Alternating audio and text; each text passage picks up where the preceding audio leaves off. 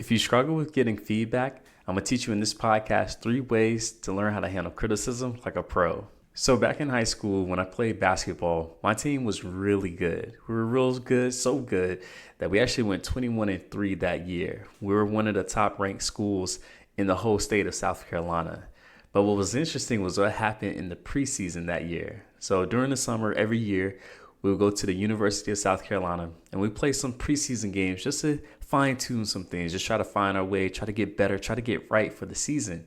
And I remember we played a smaller school, and more specifically, it was Keenan. So if you're from South Carolina, you know all about that school. So we played Keenan High School. And this school's a much smaller school, but they always had a pretty good basketball program. And I remember we were playing against that team, and we ended up losing, which was a shock because, again, we were one of the best teams. We were actually predicted to win state that year. So we were one of the best teams out of all the state, and we ended up losing that game. And I remember after the game, the coach gathered us all around, and he just started to lay it into us. He just really started to kind of tell us everything that we did wrong and, why we weren't as good as we thought we were and all that stuff, typical coach stuff. And I remember when he came to me, he said something that I'll never forget. He said, "Philip, if you keep playing soft, I'm going to have to let you go." And that totally crushed me because here I am thinking, man, I'm playing good. I'm playing okay. I know we lost, but he just said, man, I'm playing soft, man. And if you know anything about sports, that's one of the worst things you could hear. It's really worse to hear it as a man too, but that's another story. So when he said that to me, man, my confidence was shot. It was actually so shot that afterwards, he asked all of us if we wanted to go out to eat because he was, driving us and all that stuff. And I told him no. Like, I was so mad. I was so upset that he would say something like that to me. And I was really in my feelings. And then the point guard of our team, he actually came up to me. He put his hand out. He's like, "Hey, bro. Hey, man, I know it's hard, but it happens, man. You did good, man. You did fine, man. Shake it off." And then he asked me to go out to eat, and I went with him and all that stuff, and I felt better. But something that I didn't understand at that time was that type of coaching was something that I could have used to actually help me to get better as a basketball player. Because what I should have asked him was, how was I playing soft? And what does not playing soft? So what does playing aggressive look like? But I was so in my head that I didn't take time to ask that question. And to be honest, guys, I feel as though if I were to ask more questions like that, I would have went further in my basketball career. One thing that I shied away from was criticism because I didn't want to make to feel small. And because I didn't want to be felt like I was small, I didn't go out and receive the coaching and the extra help that I could have used that could have pushed my career forward.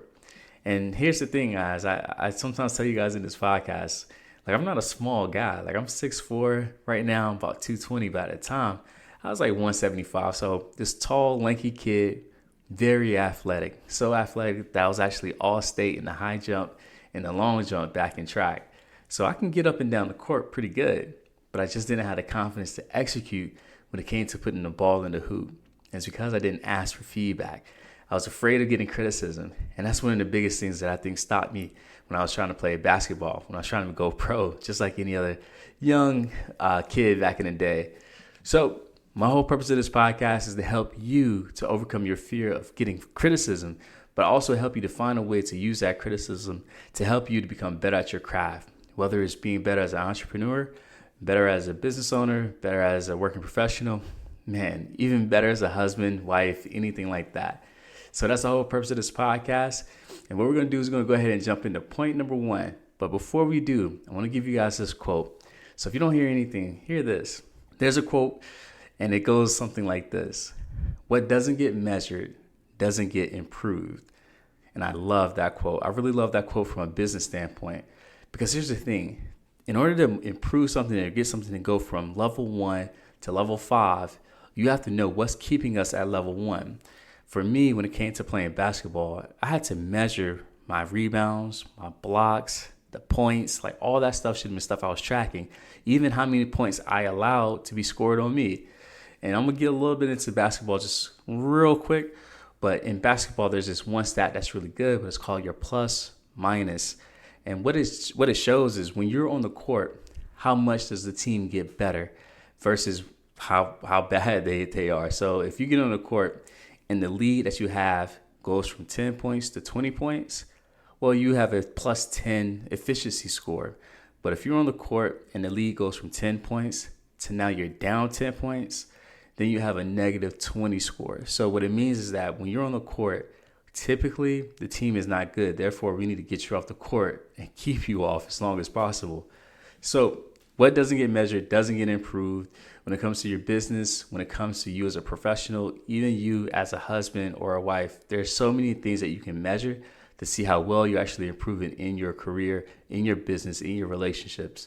I do this a lot with my clients when we talk about their values. And I'll just use a personal one, right? So a relationship one, just to really show you guys that this helps in all facets of your life. So something I always ask my clients is when it comes to relationships, let's say they tell me that they value, let's say, caring. I ask them on a scale of 1 to 10, how much caring do you feel is in your current relationship? Well, if they give me a 5, right? So assuming 10 is the best, 1 is not the best. If they give me a 5, that gives us something to work with. So now we set goals. We set actions, and we follow those goals consistently to see if we've improved that score. Because what I'll do is 3 months later, 4 months later, I ask them that same question, and they sometimes will tell me, hey, coach, now it's at an 8, right? And I'll show them their previous score of a 5, and they're like, wow, like things have really improved, right? So you have to measure things in order to get better at it. So before we get into point number 1, make sure you hit the subscribe button to get more information like this. And guys, again, my name is Coach Wells, right? I'm your favorite therapist on YouTube. I'm here to help you guys, and these gems are absolutely free. So make sure you subscribe to this channel so you can be a part of the community. So point number 1 that you need to remember when it helps you to overcome that fear of rejection, criticism, in order to help you to handle it like a pro, is that you have to ask yourself, why did I get into this in the first place? The reason why I ask you guys is because I need you guys to know why you're getting into it. You know, the most beautiful thing that you can do is be coached and receive that help and then help you to become better at whatever it is that you're looking to get better at. So let's take entrepreneurship this time. By having a coach, which is something that I have, I'm able to give them my feedback. I'm able to also tell them where I'm at with my business and everything. And what it does is it helps them to see where I'm making mistakes. It helps them to make sure that I'm not missing anything that is crucial to the future goals that I'm setting for myself. But see, here's the thing. Sometimes that advice may not always come out in a nice way, right? And here's the thing. I'll give you guys a great story. So Alabama has an amazing coach, and he's just retired, and his name is Nick Saban. You may have heard of him. So Nick Saban, he had an athlete named Teron Arnold, all right? Now, he got on a podium one day at the SEC meeting, and he started talking about coaches, coaching style, if you will, right? He started talking about who Nick Saban was and all that other stuff. And he said that one day he was coming off the field and he could see Coach from afar, just hot, just angry, just mad. And he was just yelling and screaming. And he said to himself, he's like, man, Coach is really mad at somebody. He was like, yo, somebody's really going to get it. And when he got closer to the sideline, he realized that, he was arguing at me. He was yelling at me. And he said what he had to do to get past that was extract the message that he was trying to say to him and let go of how he was saying it. Sometimes coaching, it can come not in the most, let's say, soft, sweet way, if you will, right? And here's the thing. I'm not saying that someone has to be yelling at you, screaming at you, anything like that. But what I will say is that sometimes feedback is not going to be like rainbows and flowers and all this other stuff. Like, no. Sometimes that feedback may be a little blunt. But to help you get past that bluntness, you need to remember what this challenge is that you signed up for. You have to remember why you did it. So it could be marriage, relationships, right? Business. It can be public speaking. It could be anything. But when you have that reason, when you know why you set yourself up for this challenge, it helps you to push past that. Now, this guy, Teron Arnold, he's an All-American. And also, he was just drafted in the first round on the NFL, right? So I would think that coaching really helped him, that feedback. It really, really helped him. So I need you guys to ask yourself, what was the reason for you to enter this challenge in the first place? If you didn't want to get challenged with yourself, right, as a person, your love languages, if you didn't want to get challenged as a human, then why did you get into a relationship? If you didn't want to get pushed in your weight loss journey, why did you start going to the gym? Why did you sign up for a personal fitness coach, right? Like if you didn't want to get challenged, Why did you start this goal? So before you set your next goal, ask yourself, are you willing to be challenged if it meant succeeding at this goal? All right, point number 2. I love this one. It's a great one. It's really going to help you guys out, and it's simple. Don't wait to be criticized. Ask for it. Something that I do in all my therapy sessions is that when I come to the 6th session of a new client, I always take a moment and ask them this one question. I always ask them what things are going well in this session and what are some things that you feel are some opportunities for us to grow. Now, I love asking this question because it helps me to get real personal with this client and make sure that I'm personalizing my craft to fit their needs. I'm not giving some cookie cutter like results or solutions to everybody, right? I'm making sure that it's personalized to them. Now, the beautiful thing about this is that I've asked this question hundreds of times. Literally, I've asked this question for 5 years. And over the course of those 5 years, I've gotten better at knowing what it is that people need from me in order to reach their goals. And I started to see these themes, right? So one of these themes was that, well, people wanted techniques. It's great for people to come in and talk about, their problems, their issues when they speak to a therapist. But what they really want is to have a technique to get them out of this hole that they're in. So what did I do? Well, I started reading a lot of books about techniques. But even recently, I decided to get an app where I can actually send them techniques through an app so they can have it on their phone. If I didn't ask questions for feedback, if I didn't ask them, how can I get better? How can I better serve you? I wouldn't know that this was something that I could add to my repertoire to help increase the likelihood of them accomplishing their goals. But see, you have to ask for that, right? And here's another thing. My clients really appreciate me asking them that question because it takes pressure off of them.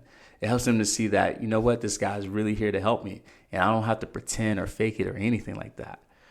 But guys, I want you to ask yourself, what does that do for my confidence asking that question, right? It helps me to be more open to some of the things that maybe I'm not doing well at, but also helps me give me an opportunity to get better at those things, thus being the best therapist that I can be. What do I need you guys to do? Well, I need you guys to start asking, embracing this idea of criticism. Sometimes we wait until that annual review, or sometimes we wait till something bad happens to be criticized. But if you went up to someone right, coworker, client, right, customer, or even a loved one, and you just ask them, what things do you feel that I can get better at when it comes to our relationship? You'd probably be surprised at what they say. And also, I even give you guys this, right? Just because you made it this far to this podcast, I'll even give you this. A lot of times, people will tell you good things because they're afraid to hurt your feelings. But you need to tell them that you cannot hurt my feelings. I don't want you to tell me all the good stuff. I'm actually looking for the bad stuff. And that is something that I literally tell my clients. And I've asked this question so much that they're really like, Coach, like there's nothing. And I always joke with them and I say, dang, man, that sucks because I don't have an opportunity to grow. So what I want you guys to do is to ask that question, right? What are some things that I can do better when it comes to our relationship? And if you notice that they're only giving good things, give them the permission to criticize you. And that'll help you to get more open to the idea of being criticized. Main point number 3, the final point, and this comes from a movie that I saw called Love and Basketball. And this point is called Reframe the Criticism in a Helpful Way. So in the movie Love and Basketball, Sanaa Lathan, she plays Monica. And Monica goes to USC and she's playing basketball. She's the hot shot freshman of the team, right? And she's really good. She's actually so good that a coach actually gets on her really, really tough about some of the most minor, small things. And it starts to get to Monica. And Monica stops and she one day asks the coach a question. She says, Coach, why do you ride me so hard? And the coach looked at her and smiled and said, it's because I believe in you. And it really shocked her because she thought she was riding her because she thought that, she couldn't cut it, that she was a bad athlete, or even worse, that she didn't like her. But here's the thing that the other coach said that really shocked her. She said, when I stop yelling at you or stop coaching you, that's when you should be worried. And basically what she's trying to say is when I've given up on you, when I believe that you can't go any further, that your talent is capped, when I just don't care anymore, I won't give any effort in coaching you, giving you feedback or anything like that. And that's what people sometimes fail to realize. They fail to realize that when someone's giving you criticism, feedback, a lot of times it's coming from a place of care. Now, something that I got to say is that you need to also make sure that this is coming from a place of care, because you do have people that are on social media that are trolls, right?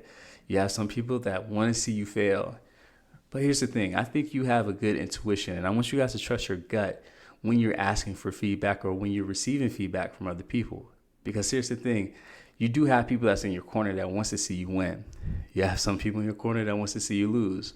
But if you go out and you're genuine, if you go out and you allow people to give you criticism and feedback, just like in the first point or the second point that I made, it gives you the best chance to find the right people. Sometimes you may even have to pay these people. So it may not be a friend, family member, or coworker. It may actually be a coach that you have to pay or a therapist like myself that you have to reach out to.